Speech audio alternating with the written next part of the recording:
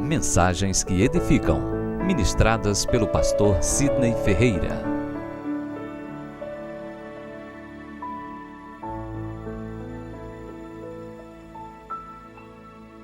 Meus amados, vamos nos colocar em pé, em reverência à leitura da palavra, que se encontra no Evangelho de Lucas, capítulo 6, do versículo 6 ao versículo 11.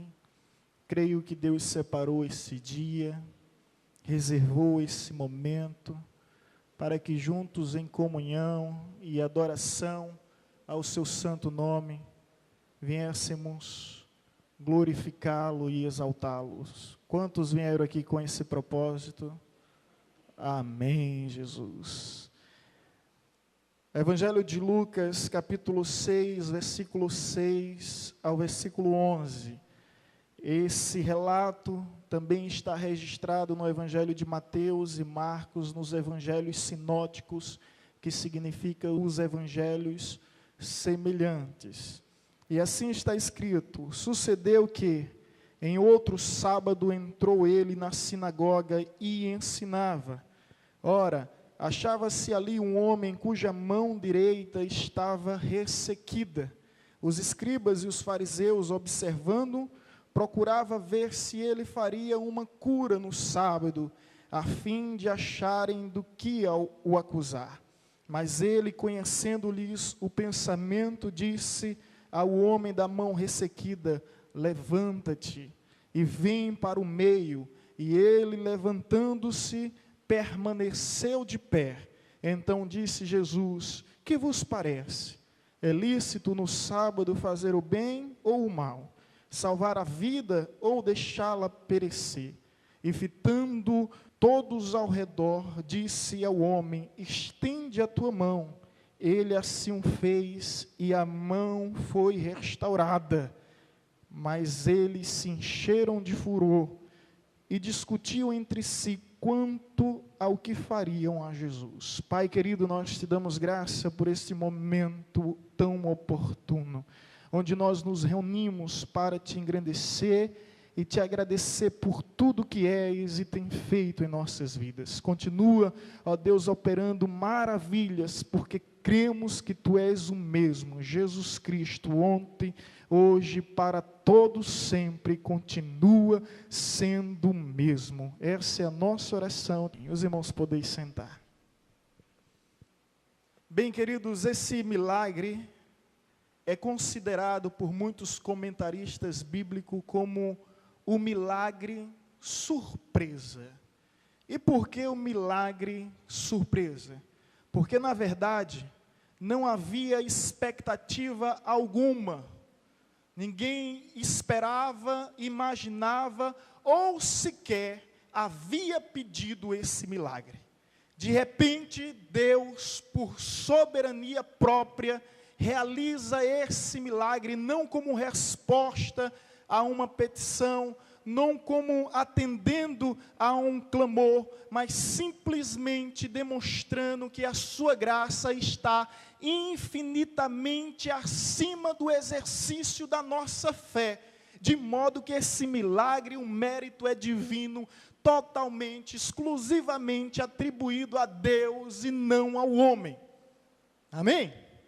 E isso torna-se muito interessante e extraordinário aos nossos olhos, porque quando Deus quer fazer, quando Deus quer operar, quando Deus quer agir, ninguém pode impedir, Ele pode muito além da nossa própria fé.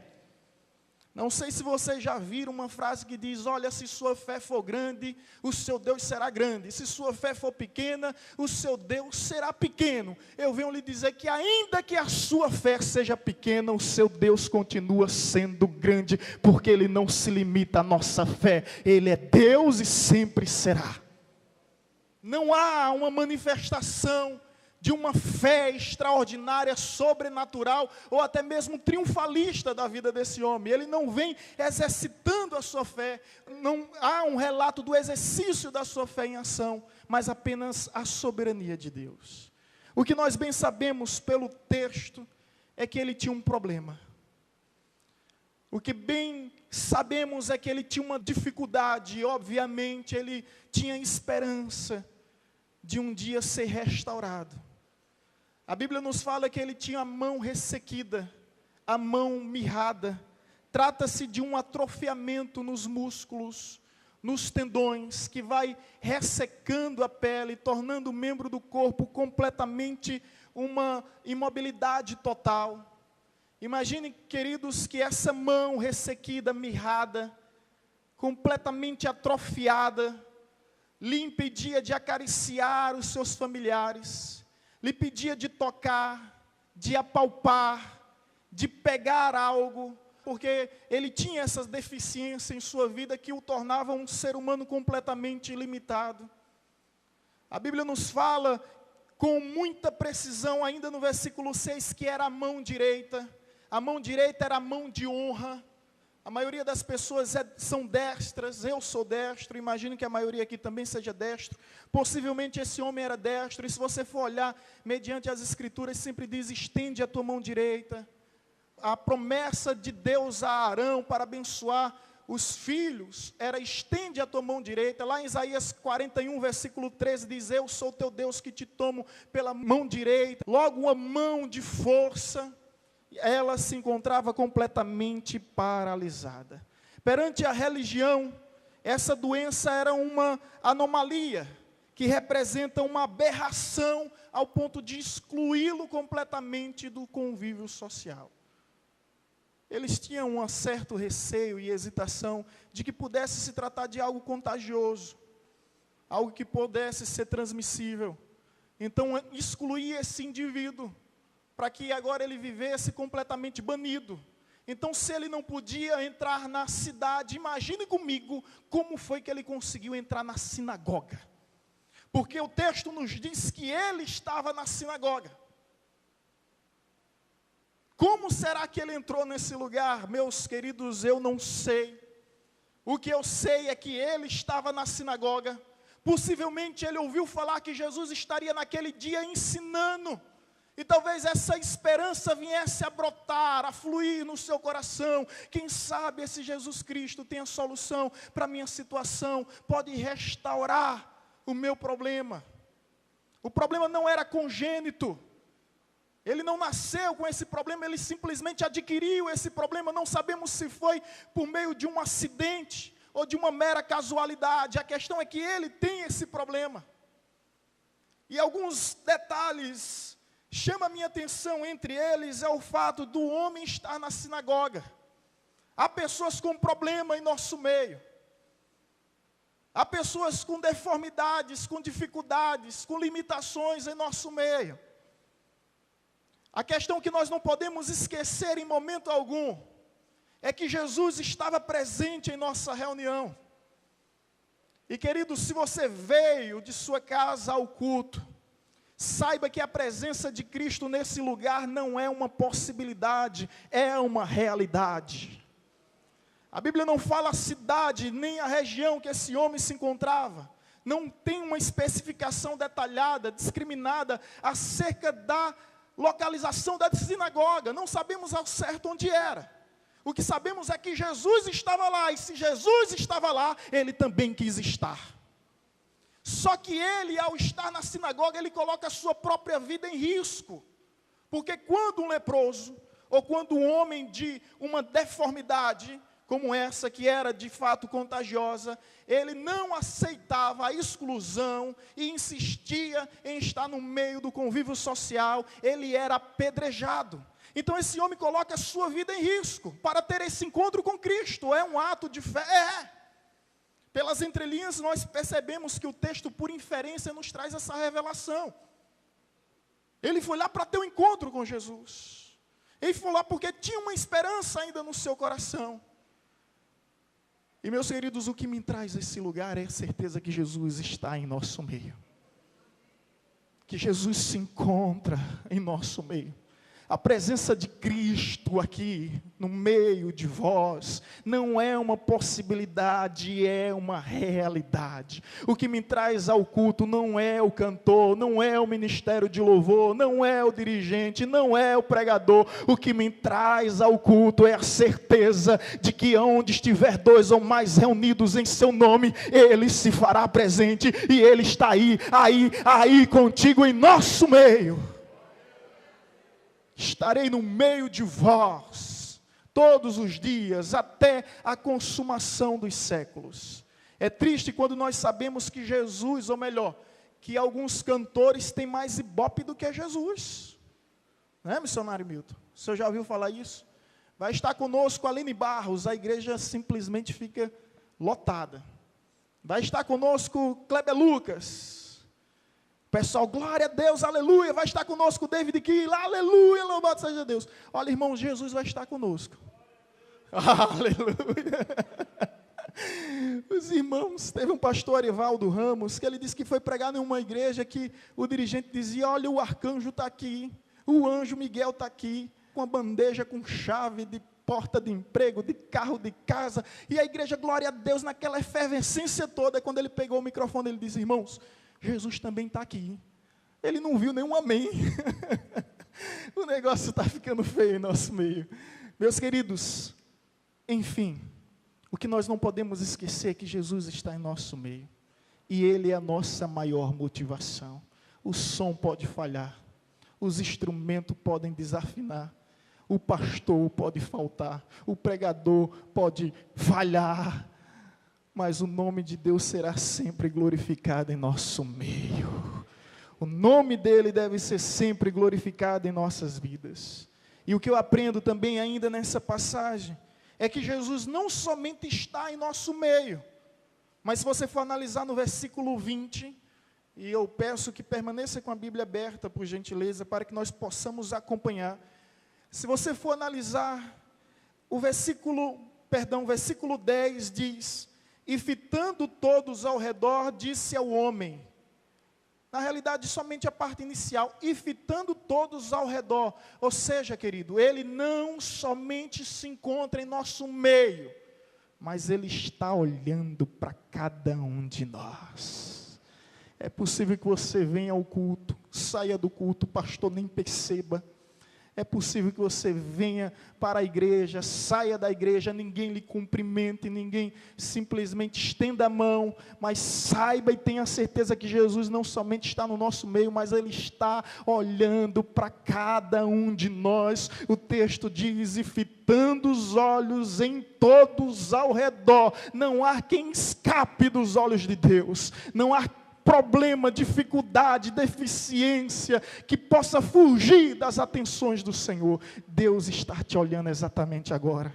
Ele sabe a tua dor, Ele sabe a tua aflição, Ele sabe o teu problema, Ele conhece a tua mão ressequida. E imagino que esse homem entrou no templo, ou melhor, entrou na cidade, entrou na sinagoga com uma certo, não sei ao certo, mas imagino que algo escondendo a sua mão. Porque ele era considerado como impuro e imundo. Ele conseguiu esconder seu problema de todo mundo, menos de Jesus. Menos de Jesus. Então, por essa razão, nós imaginamos que ele entrou na sinagoga. Porque ele conseguiu camuflar. Ele conseguiu simplesmente disfarçar.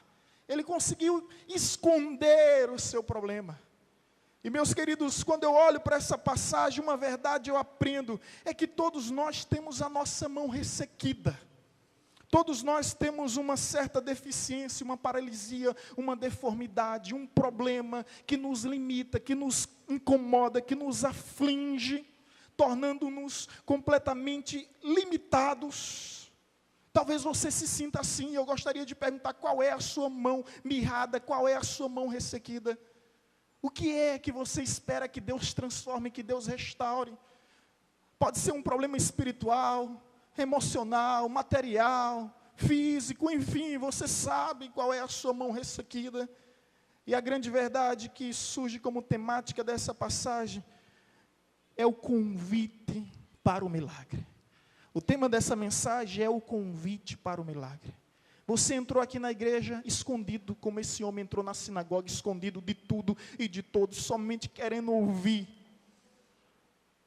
sem querer participar de nada, sem querer se envolver com nada, apenas ouvir com a esperança de que de alguma forma você seria abençoado.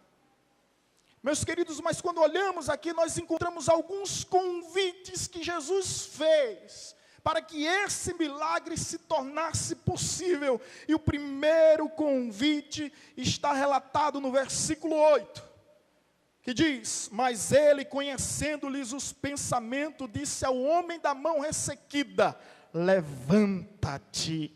O primeiro convite de Deus é: se posicione.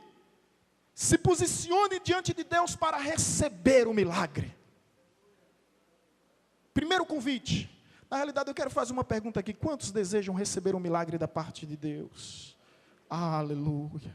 Há um convite dos céus para que você receba esse milagre. Jesus faz esse convite, e o primeiro convite que nós encontramos aqui é: se posicione diante de Deus para receber o milagre. No versículo 8, Jesus diz: levanta-te. Imediatamente ele se levantou. O que é que eu aprendo aqui? Levante-se diante dos seus problemas. Tem pessoas que, quando estão diante da dificuldade, diante da adversidade, elas se escondem, elas se prostram, elas se rendem, elas se curvam completamente. Não se dobre, meu irmão. Nós precisamos desenvolver essa habilidade em nossas vidas, porque quando o problema vem, quantas pessoas não se prostram, não se rendem, não se entregam completamente? Você sabia que na tempestade, a águia é a única ave que não se esconde? É a única ave que olha para as nuvens negras e sombrias e é capaz de traçar um voo ao ponto de ultrapassar as nuvens, chega do outro lado com algumas penas a menos. Mas ela faz isso porque ela sabe que por trás daquelas nuvens carregadas, nuvens cheias, nuvens escuras, existe o sol. Por trás do teu problema existe o sol da justiça. Por trás dessa dificuldade existe o sol que não para de brilhar. Não se esconda no ninho, não fuja para no ninho, não se curva diante dos problemas, enfrente-os.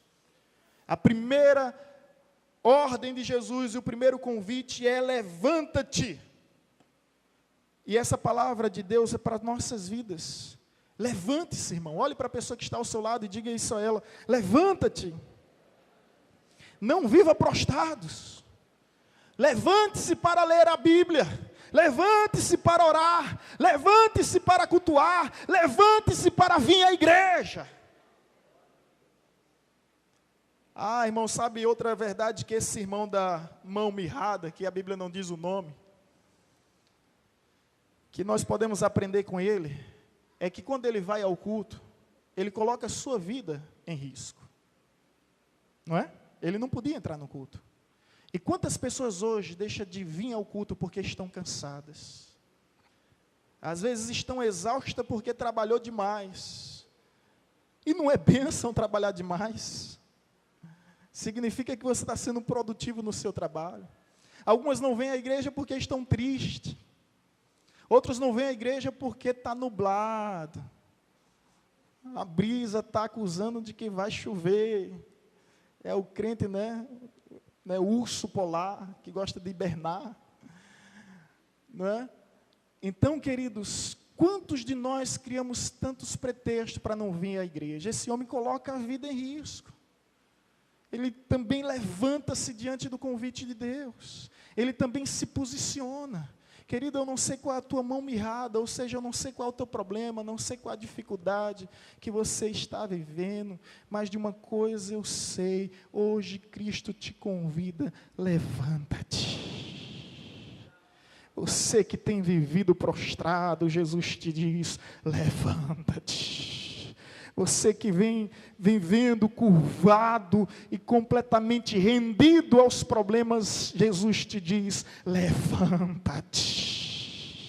Olha para o teu irmão que está ao seu lado e diz isso a ele: levanta-te, porque é o Senhor quem te ordena. Está escrito em Isaías capítulo 60, versículo 1: levanta-te e resplandece, porque a glória do Senhor vem sobre ti.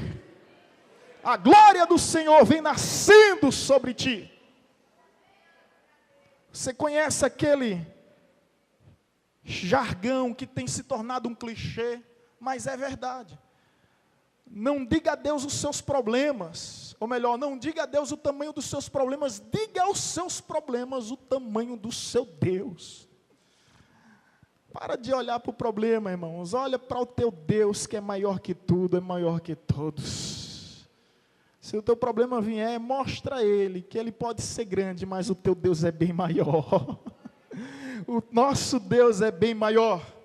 O convite para o milagre: primeiro, se posicione diante de Deus para receber o milagre. Segundo, se compareça diante de Deus para receber o milagre, porque está escrito ainda no versículo 8, que Jesus ordenou: levanta-te, ordenou convidando, e também diz: e vem para o meio. Novamente, levanta-te e vem para o meio. A segunda ordem aqui é: venha, venha até mim.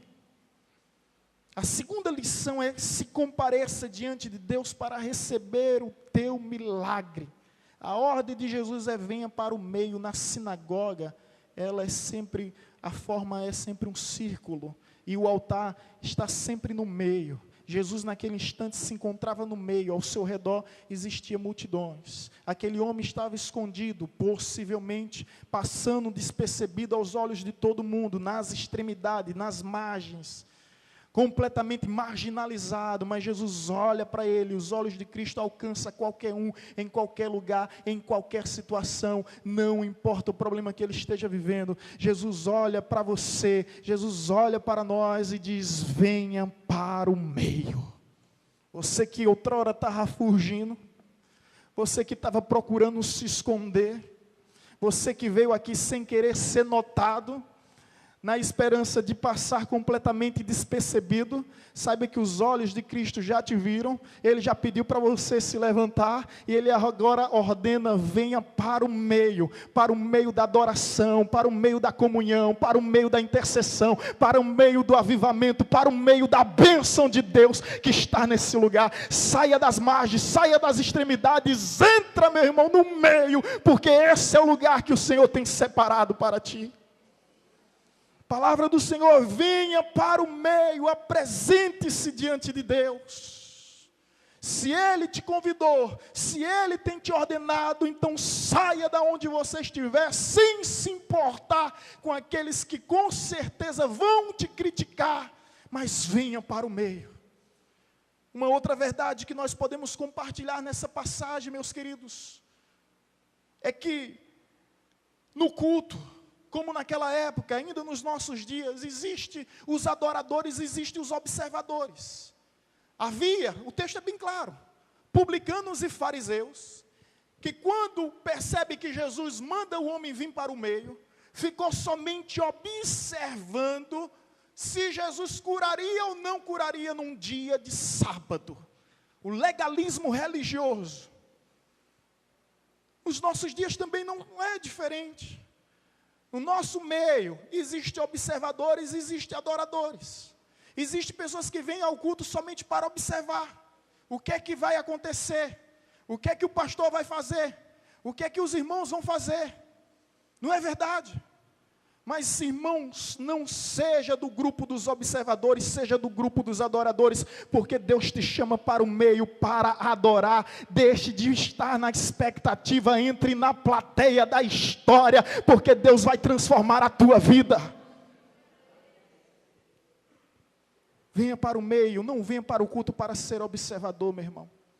Quando a gente vem para o culto para ser observador, algo ruim acontece: a gente vem assistir culto e não prestar culto. E quando a gente vem assistir o culto com a expectativa de que os louvores, que a mensagem venha nos agradar, a gente sai frustrado. Eu já ouvi pessoas dizer, eu não gostei dos louvores hoje, não gostei da pregação hoje. A grande pergunta é, e quem disse que o louvor é para ti? Quem disse que a pregação é para ti? Não é para nós. O louvor, a pregação, é para a glória de Deus.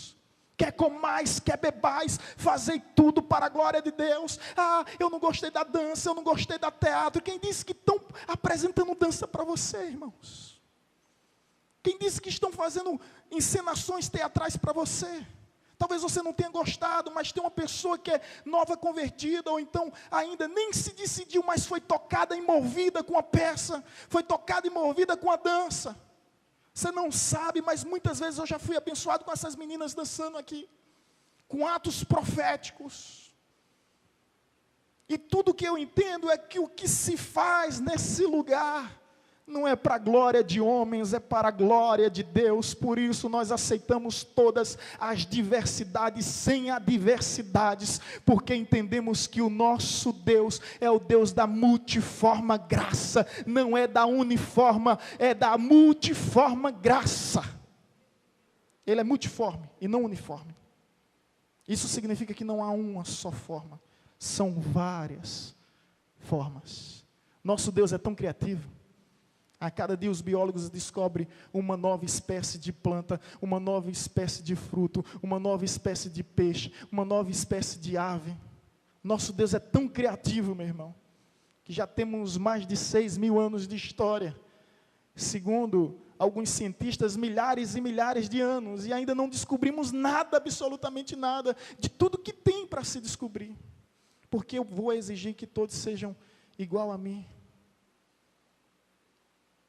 Entende isso?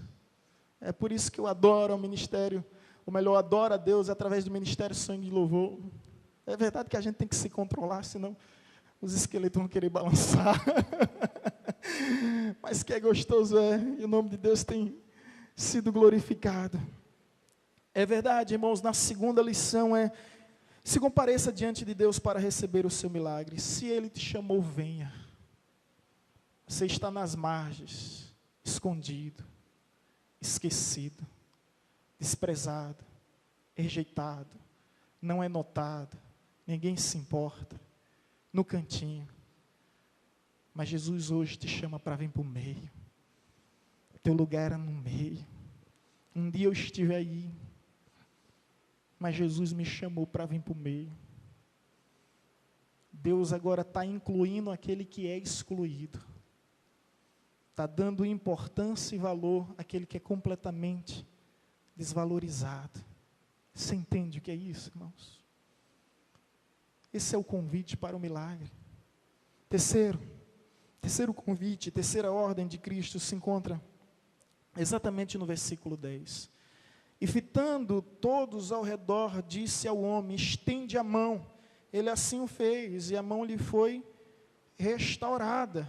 Terceira lição se exponha diante de Deus para receber o milagre. A ordem de Jesus é estenda a sua mão. Agora, queridos, o homem que não queria ser percebido, imediatamente Jesus manda que ele se levante, ou seja, que ele se posicione. Depois Jesus convida, venha, pede para que ele se compareça, e agora em terceiro lugar, pede para que ele se exponha, aquilo que era vergonha, aquilo que incomodava, aquilo que tanto afligia. Agora Jesus pede simplesmente para ele expor perante todos. O que faz a diferença é que ele vem expor diante de Deus. E se você se levantou, se você se encontra no meio, talvez tão somente te falte algo. Exponha a sua vida, exponha o seu coração, revele o seu ser, arranque todo tipo de fantasia, todo tipo de máscara, todo tipo de camuflagem, todo tipo de disfarce. Exponha seu problema, exponha sua dificuldade, exponha sua necessidade. Seja lá o que for, exponha diante de Deus. Estende a tua mão. Imagina o quanto é vergonhoso. Imagina agora o quanto se torna constrangedor. Mas se é Jesus que está mandando, obedeça. Quando vier a igreja, venha para rasgar o seu coração no altar de Deus, meu irmão. Faça isso. Não deixe de fazer isso. Não deixe de revelar explicitamente, não deixe de se despir totalmente diante de Deus. Fale para Ele o que é que te fere, onde é que dói, o que realmente te incomoda. Faça como esse homem. Eu fico imaginando se ele estava com aquela mão escondida, com algum pedaço de pano, com alguma toalha, ele agora tira tudo aquilo e estende a mão. Ele coloca o problema diante de Deus. É verdade que diante de Deus, se exponha diante de Deus, porque se você for se expor diante de pessoas que não é de Deus, que está em Israel, mas nem todo mundo que está em Israel é israelita, você corre um grande risco de ter a sua dignidade, reputação completamente denegrida. Isso é verdade. Por isso que nós devemos nos aconselhar com os sábios. Por isso a sunamita não quis se aconselhar com Geazi. Ela procurou Eliseu. Você lembra dessa história? O filho dela estava morto em casa. Geazi vai ao encontro dela e pergunta: está tudo bem contigo? Tá. Está tudo bem com tua família? Tá. Está tudo bem na tua casa? Tá. Não deu nem ousadia a Geazi.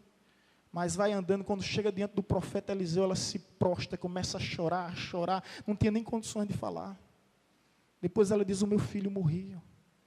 Aprenda a se expor também diante de pessoas de Deus, porque essas pessoas de Deus vão te ajudar. Ela não vai usar os teus problemas para te afrontar no futuro, para te acusar no futuro, para te censurar de alguma forma. Mas saiba que está escrito: confessai-vos vossas culpas um ao outro, para serdes curado. Na medida que a gente confessa, que a gente expõe, a gente é curado, é sarado. Eu tenho 4 amigos, incluindo minha esposa, que eu possa abrir meu coração, em qualquer situação, qualquer dificuldade. E é bom, irmãos, nós termos amigos que não haja segredo, que a gente pode expor tudo. Faça isso. Porque os psicólogos hoje estão enriquecendo tanto. Eles não fazem nada, eles só fazem ouvir. Você paga uma consulta, você paga sessões e sessões de tratamento e baixa a unção da lagartixa no psicólogo, que ele faz só Ele não pode nem opinar, não pode nem emitir sua opinião. Ele só faz ouvir. Só faz ouvir. E a partir do momento que a gente começa a verbalizar, a falar, a expor, a cura começa a acontecer. Começa a acontecer. Então, fale para Deus, fale para pessoas confiáveis, mas abra seu coração, não se tranque, porque se você não explodir, sabe o que é que vai acontecer? Você vai implodir. Se você não explodir para fora, você vai implodir para dentro.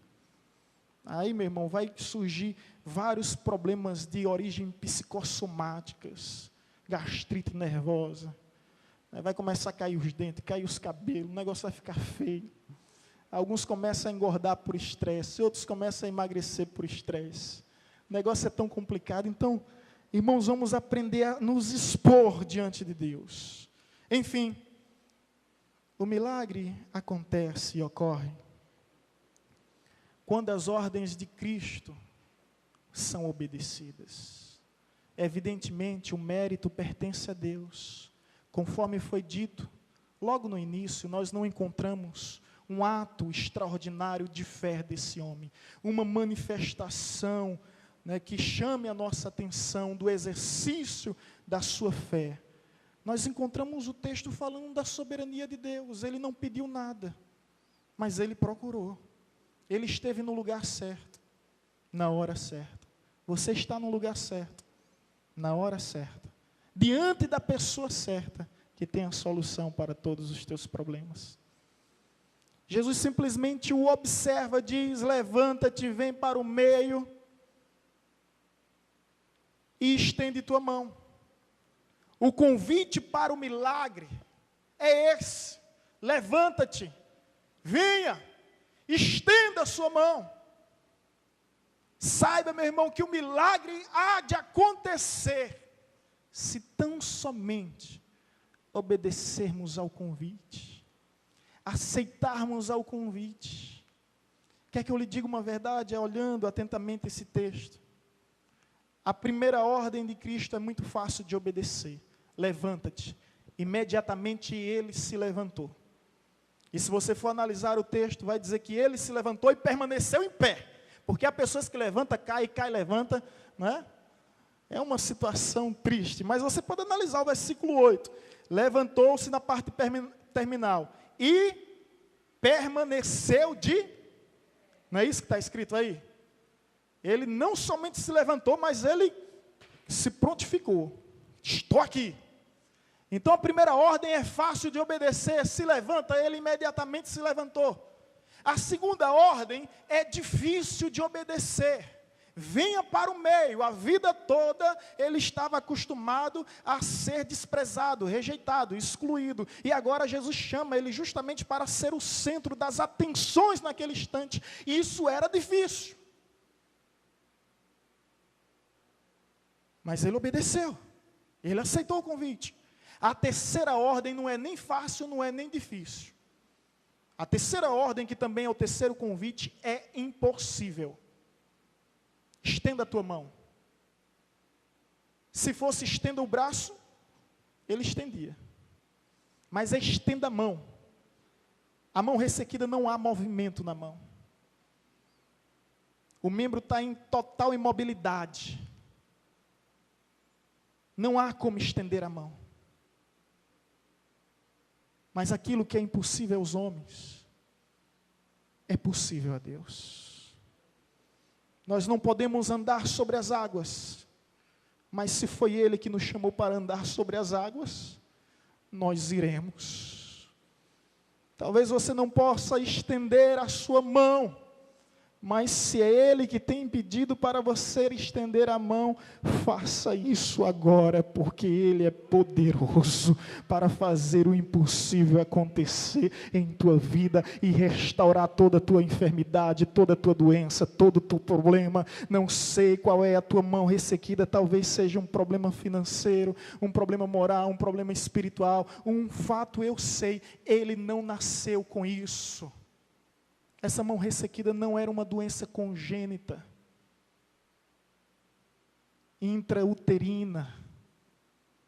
Ele não nasceu com isso, ele adquiriu ao longo dos anos de sua existência. E talvez você tenha uma mão ressequida, mas você não nasceu com isso. Você consegue ouvir a voz do Espírito dizendo: você não nasceu com isso. Talvez você diga: pastor, não consigo ser honesto nos meus negócios, eu estou sempre ludibriando a um, a outro, procurando tentar tirar vantagem aqui e acolá. Você não nasceu assim.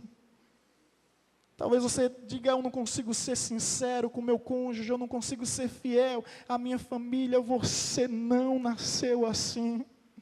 Portanto, aceite o convite de Deus para que haja um milagre em sua vida, porque você não nasceu assim. Isso significa que não é esse o plano, não é esse o projeto, não é esse o propósito de Deus para a tua vida.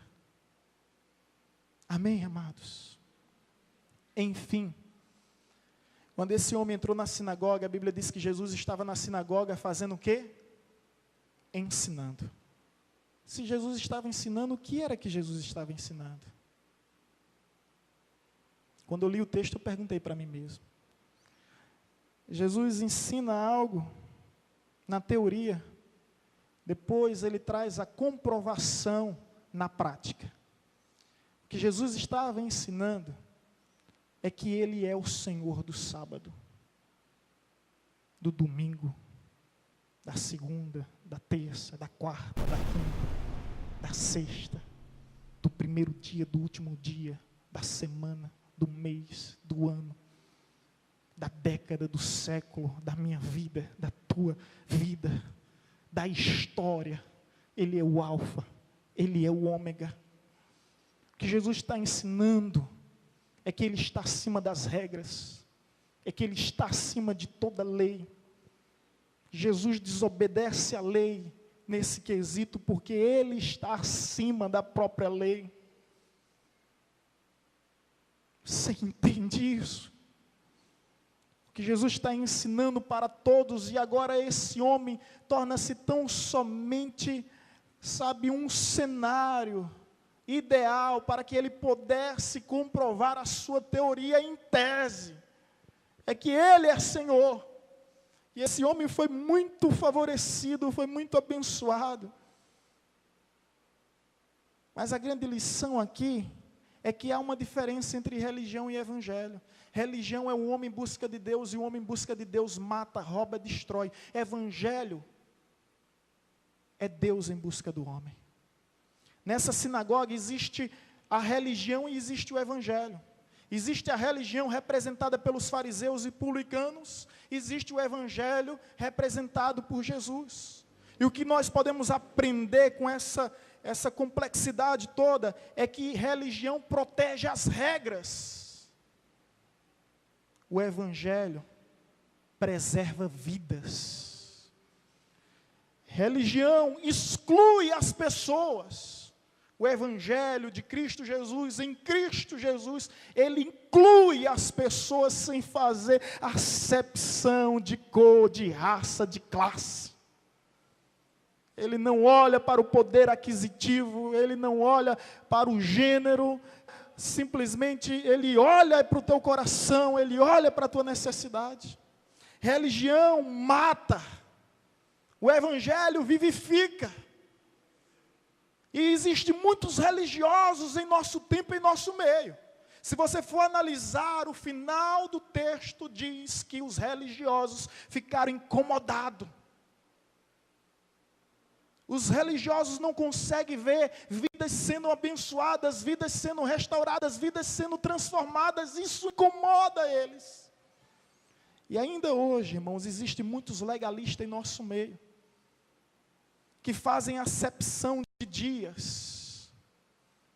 Eu julgo igual todos os dias, porque se o meu Deus é santo, para mim, todo dia, toda hora tem que ser santificado. Mas ainda há uns em nosso tempo, não, porque o último dia é do Senhor. E é religiosidade. Os muçulmanos consagram a sexta-feira, os judeus com os adventistas consagram o sábado. Alguns cristãos, em suas ramificações, consagram o domingo.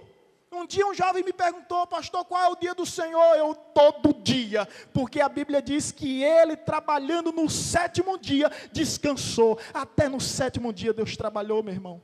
E Jesus disse: se meu Pai trabalha até agora, eu também trabalho. O sábado foi feito para o homem, não o homem para o sábado. Não seja escravo de preceitos, não seja escravo de dogmas. Foi isso que Jesus revelou para todos naquele lugar. O evangelho é liberdade, enquanto a religião é escravidão. Se coloque em pé, aplauda ao Senhor, porque você crê no evangelho, no Deus que pregou esse evangelho, que viveu esse evangelho, que morreu por esse evangelho, que ressurgiu por esse evangelho e voltará por causa desse evangelho. É evangelho que é vida, que liberta, que vivifica, que sara, que salva, que transforma e restaura as nossas vidas.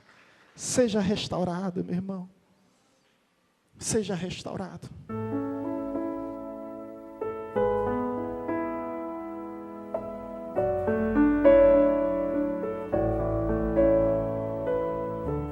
Você acabou de ouvir uma mensagem ministrada pelo pastor Sidney Ferreira, da Igreja Batista Evangelizadora.